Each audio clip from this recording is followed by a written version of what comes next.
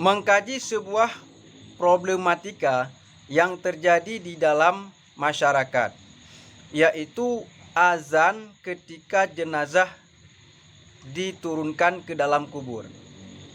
Bagaimanakah hukumnya? Boleh, sunnah, haram, atau makruh? Dan hal ini sering terjadi dan banyak kita jumpai ketika jenazah diturunkan ke dalam kubur lalu diazan. Apakah azan ini boleh? Apakah sunnah? Maka marilah kita mengkaji, marilah kita menelaah dari kitab-kitab fikih agar kita menemukan jawabannya. Agar setiap perkara yang kita kerjakan, kita sudah mengetahui hukumnya. Sehingga kalaupun itu boleh, kalaupun itu sunnah, berarti kita mengerjakan atas dasar ilmu. Kalau memang itu haram, berarti kita telah berbuat dosa.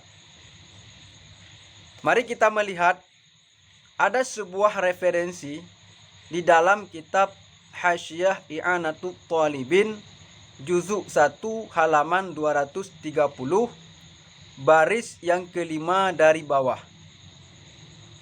Wa'lam annahu la yusannul adhanu 'inda dukhulil qabri khilafan liman qala bisunniyatihi qiyasan li khurujihi minad dunya ala dukhulihi fiha.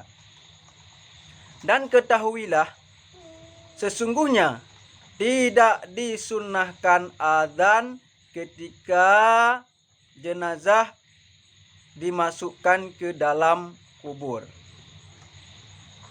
Pendapat ini berbeda dengan pendapat sebahagian ulama lainnya. Sebahagian ulama lainnya mengatakan itu disunnahkan. Alasannya apa? Alasan pendapat yang menyunnahkannya karena dikiaskan kepada manusia ketika dia lahir, ketika dia keluar kepada dunia, lahir dari rahim orang tuanya, pada saat itu diazan. Maka ketika orang keluar dari dunia untuk menuju alam barzah, orang itu juga diazan. Ini alasan pendapat yang mengatakan disunnahkan. Qala Ibnu Hajar, berkata Ibnu Hajar, waradatuhu fi syarhil ubabi, dan pendapat itu yang mengatakan disunnahkan telah aku bantah, telah aku tolak di dalam kitab Al-I'ab Syarah Al-Ubab. Itu kitab Al-I'ab Syarah kitab Al-Ubab karangan Ibnu Hajar Al-Haytami. Dan beliau termasuk ulama yang populer, ulama senior dalam mazhab Syafi'i. Lakin idza wafaqa inzaluhul qabra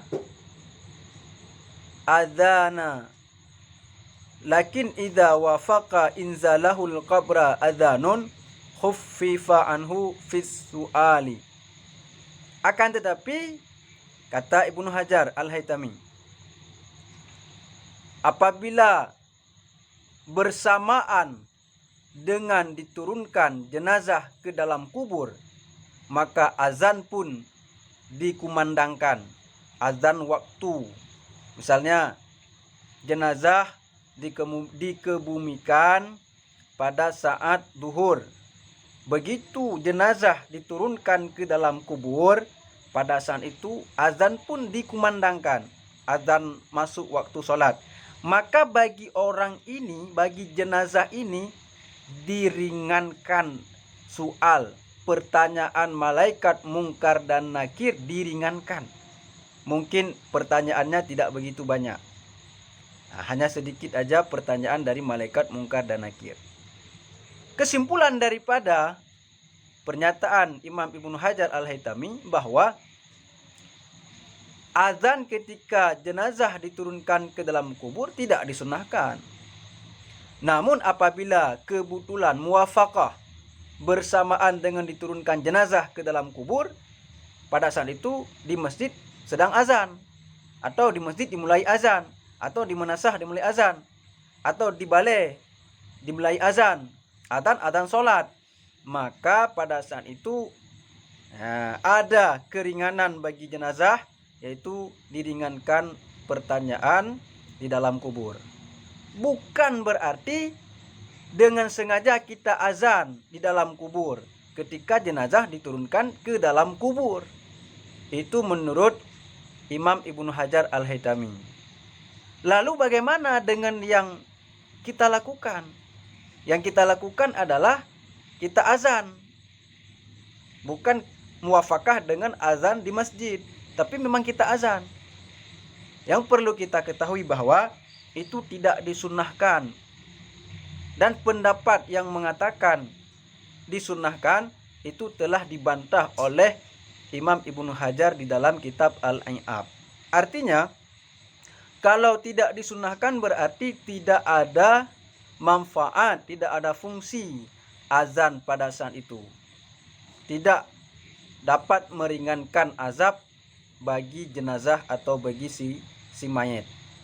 Demikian penjelasan singkat di dalam kitab Hasyiah I'anatut Talibin juzuk 1 halaman 230 baris kelima dari bawah.